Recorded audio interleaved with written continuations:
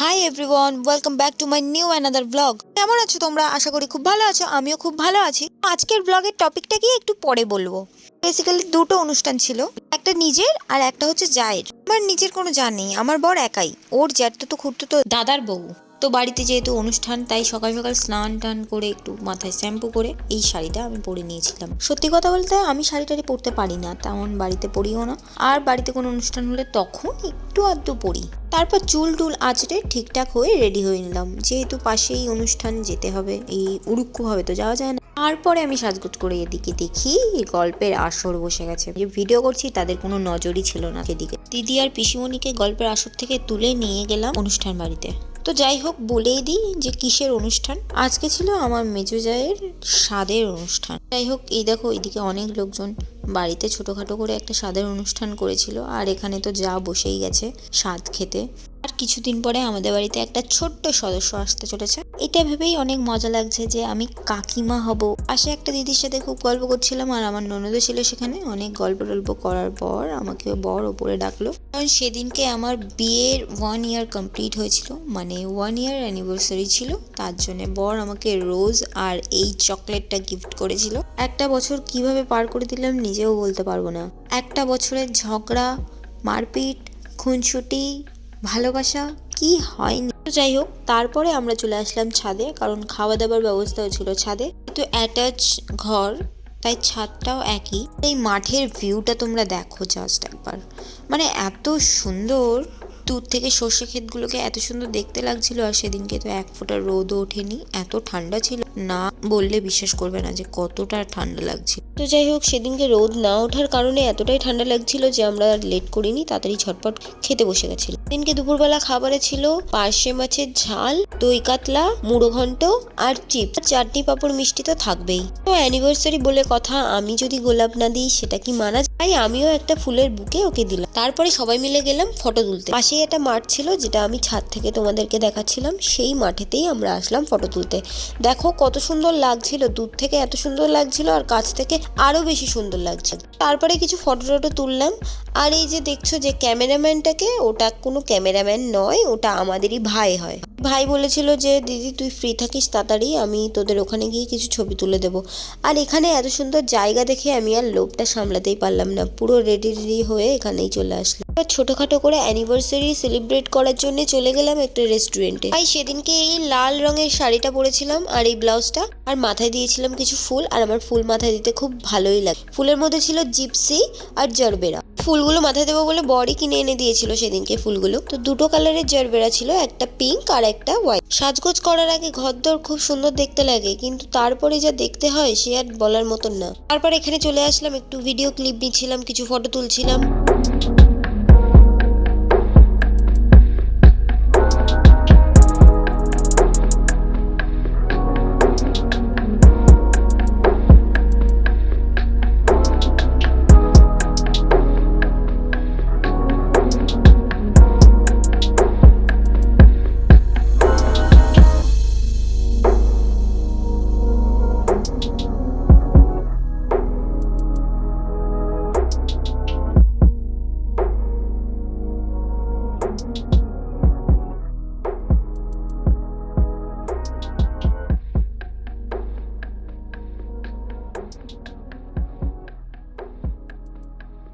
তারপর আমরা কেক কাটতে বসে গেলাম। আর এইটা খুব অসহ্যকর জিনিস, কাজ করতে গিয়ে যদি ফটোশুট করার জন্য চুপচাপ বসে থাকতে হয় না, এটা খুবই বিরক্তকর লাগে।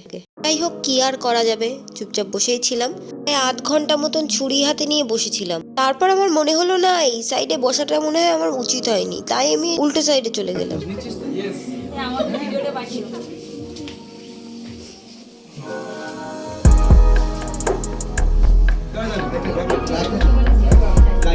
তো হবে না রে, লাগা দিলাম তো শুনুন না এই ক্যামেরা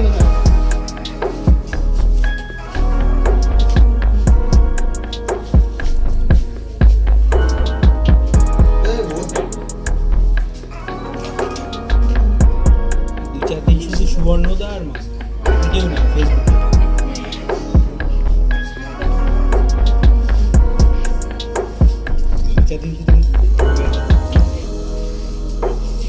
এই শোন এই দেখে এই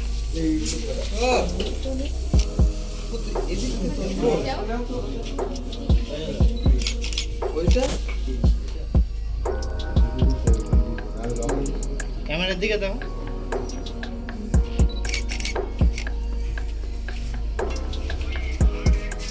চলে যা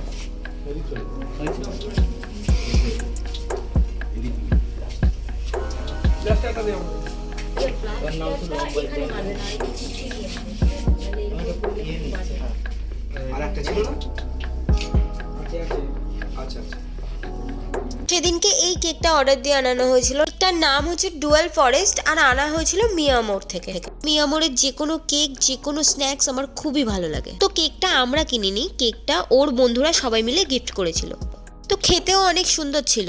এদিকে জাস্ট দেখো, মনে হচ্ছে আমরা সেলিব্রিটি আর এরা সবাই মিলে আমাদের ছবি তুলছে।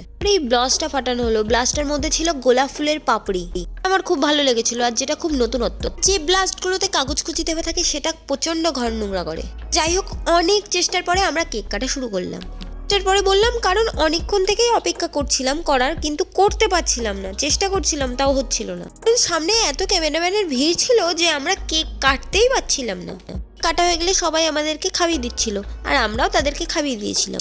সেলিব্রেশনটা উপলক্ষ মাত্র, কারণ আমরা তো সবকিছু আনন্দের জন্য করি, তাই না? সব কিছুই করি আনন্দের জন্য, খাইও আনন্দের জন্য, ইভেন আমরা কাউকে ভালোবাসি নিজের আনন্দের জন্য। যার যতটুকু আছে ততটুকু নিয়েই খুশি থাকা দরকার, আনন্দে থাকা দরকার। আমি এটা অন্তত মানি।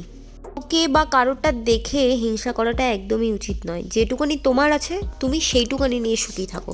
তাই আমি সেইটুকুনি নিয়েই খুশি, যেটুকুনি আমাকে ভগবান দিয়েছে। অনেক বকে ফেললাম, অনেক জ্ঞান দিয়ে ফেললাম। কিন্তু পিটার দা আমাকে এমন একটা কথা বলেছিল যে আমি হাসি থামাতেই পারছিলাম না, জাস্ট হেসেই যাচ্ছিলাম। আর আমার বর আমাকে দেখেই হেসে যাচ্ছিল, ও বুঝতেই পারছিল না কে কি বলছে। পরে এদিকে সে কি গল্প আর শেষ হয় না। আর আমি ভাবছি কখন এখান থেকে উঠবো, আমি তো উঠতেই পারছিলাম না। কোনো কেক কাটার পর্ব শেষ করে উঠতে পারিনি, আর ওরা এত বকবক করছিল যে নিতেই পারছিলাম না। তারপরে কেক কাটা হয়ে গেলে আমরা দুজনকে খাইয়ে দিচ্ছিলাম। খাওয়ানো দাওয়ানো হয়ে যাবার পর বসে পড়লাম মেইন কোর্সে, মানে খেতে। দেওয়ার সময় মনেই ছিল না যে ভিডিও ক্লিপ নিতে হবে, পরে গিয়ে মনে পড়েছে, তাই পরের ভিডিওটা শ্যুট করলাম। ওখান থেকে বেরিয়ে পড়লাম, আর যা যা গিফট পেয়েছিলাম সব কিছু প্যাকিং করে ওখান থেকে নিয়ে বাড়ি চলে আসলাম। বাড়ি এসে গিফট দেখতে শুরু করলাম। ওই প্যাকেটগুলোর মধ্যে কি ছিল এর এক্সাইটমেন্টটা আমি আর নিতে পারছিলাম না, তাই সঙ্গে সঙ্গে গিফটটা খুলে ফেললাম। কি গিফট পেয়েছি তোমাদের সাথে শেয়ার করার ইচ্ছে ছিল, তাই আমি ভিডিও করছিলাম আর আমার বর গিফটগুলো খুলছিল। গিফটে পেয়েছিলাম দুটো ওয়াল ক্লক, একটা ফ্লাওয়ার ভাস, একটা ফ্লাওয়ারের বুকে, চকলেট, একটা শাড়ি আর বোল সেট। তো চলো, আজকের এই ভিডিওটা এইটুকুই। ভিডিওটা ভালো লাগলে অবশ্যই একটা লাইক করে দেবে, আর যারা এখনো পর্যন্ত সাবস্ক্রাইব করোনি সাবস্ক্রাইব করে দাও। দেখা হচ্ছে পরের কোনো ভিডিওতে। টাটা।